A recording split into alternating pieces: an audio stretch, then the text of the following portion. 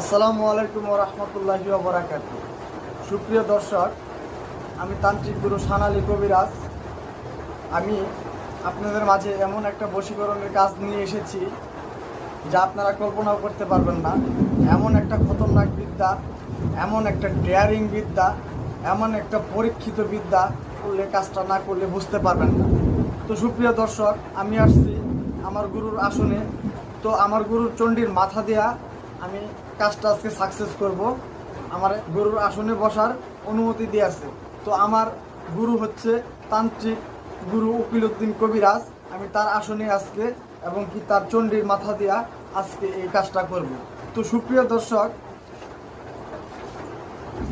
আপনারা যে নকশাটা দেখতেছেন, এটা হলো সুলেমানি সেতারা। এটা হচ্ছে একটা প্যাঞ্জাটাম।